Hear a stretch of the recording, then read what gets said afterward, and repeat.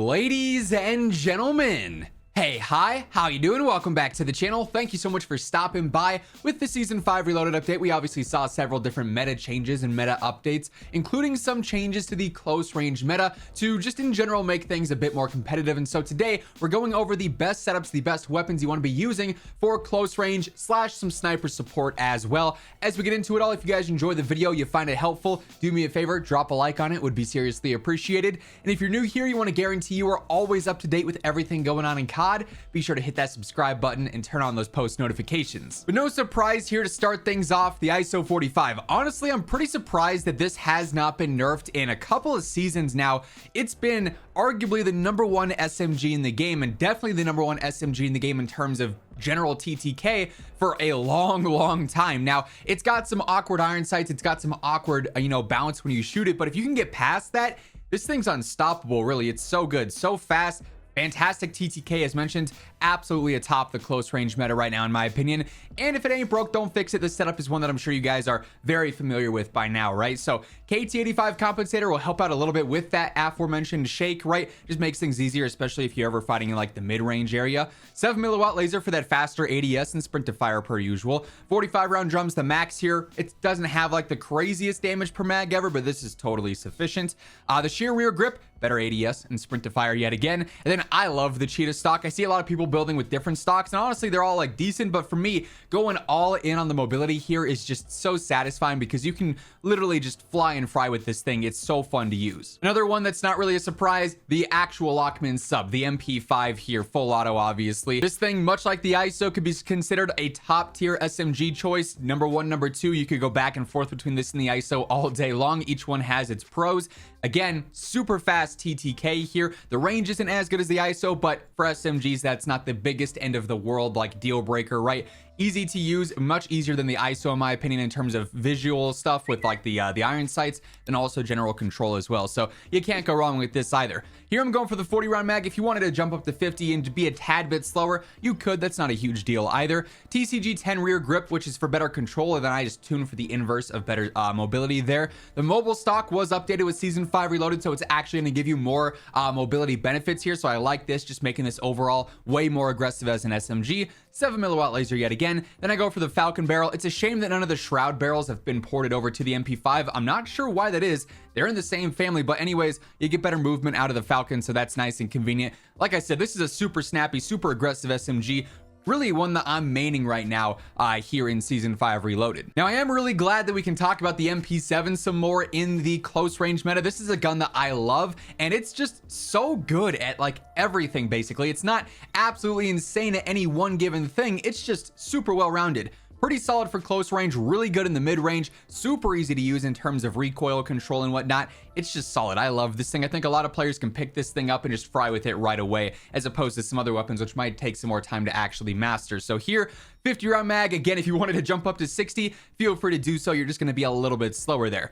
KT85, again, for that mid range, just to make this thing an absolute laser beam. It's super easy to use with this on there. 7 milliwatt laser yet again. Soldier rear grip for that better ADS and sprint to fire. And then I also go for the RXT stock. This is for sprint speed and ADS speed mainly. You could definitely mess around with some of these other ones here, like if you want the better control for sniper support, you could use this. If you want insane mobility, you could try collapse, but I think for most people, the recoil here is going to be a bit too much. So RXT is that nice sort of middle ground, if you will. But like I said, I love the MP7. It's almost a little bit slept on here because most people don't realize it's as competitive as it is. Now, the Vaznev is also right up there with those other top TTK SMGs. The damage drop off in this one is a little bit harsher than the MP5 or the ISO, so it does take a step back there. It drops off a bit sooner and a bit steeper, but for SMG ranges, if you're running and gunning with this thing, it is right up there with the best of the best for sure.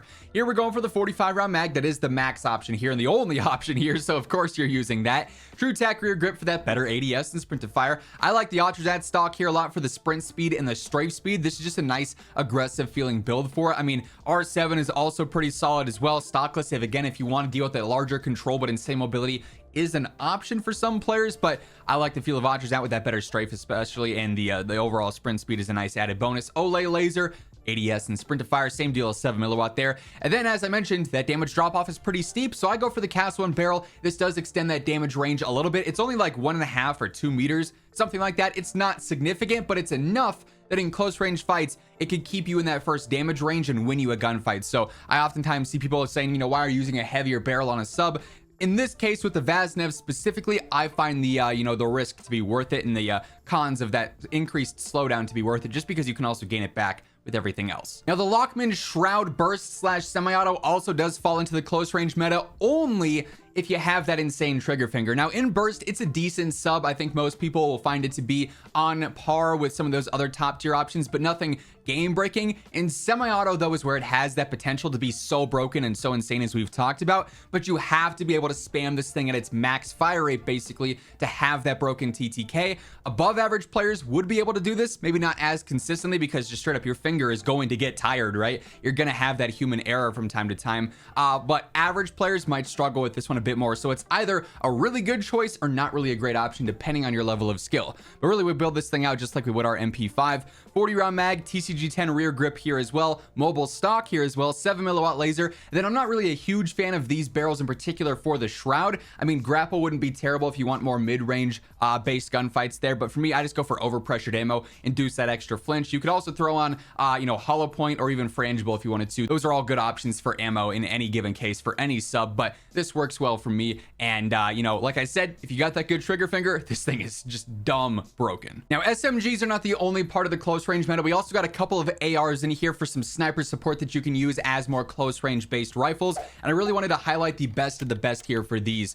So the Chimera, as we know, is just disgusting close range. Its first damage range is a pretty steep range, like it's like 25-26 meters if I remember correctly. It's a good distance for close range fights where it's going to have a very fast TTK, and then just in the mid range in general, it's going to be outgunning a lot of other rifles, other SMGs there. It's great for sniper support, and this is a nice sort of hybrid build that you can run and gun with because it's got good mobility, but you can also still stay steady in the mid range as well. So 45 round extended mag, very standard extended mag option there. Bruin flash rear grip, better ADS and sprint to fire to speed things up.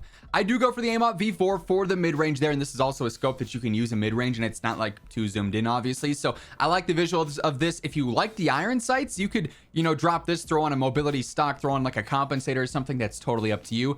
7 milliwatt laser again for that ADS and sprint to fire. Then I go for the Phoenix barrel mainly for like the mid-range based fights here for the sniper support style with the range, velocity, and control benefits. That said, if you want to focus more on just close range, swap over to Vorpal for the better movement speed and ADS speed. That would also work well there. But this is a super versatile gun right now. You can build it in a bunch of different ways. This build in particular though, I'm really liking the feel of. Then lastly, we've got the FR Avancer, another fantastic close to mid-range option. This one especially thrives in that mid-range. It's got the best TTK there. It is also relatively low recoil as well. Plus the irons here, super clean, so I don't use an optic in this case. Instead, I'm going for the ion rear grip, straight up better control, gonna make the weapon easier to stay on target. 60 round mag I do opt for instead of 45 even for sniper support, just because this fire rate's kind of crazy. You do burn through ammo, so you're gonna want to have as much as you can get.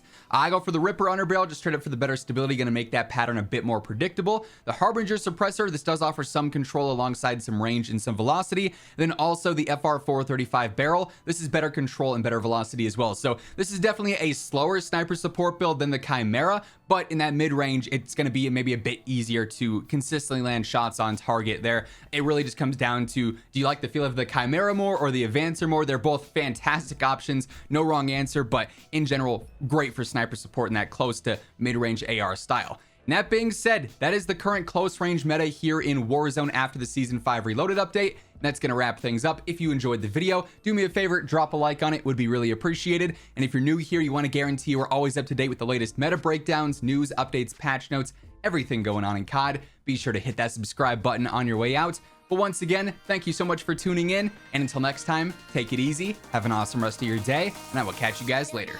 Peace out.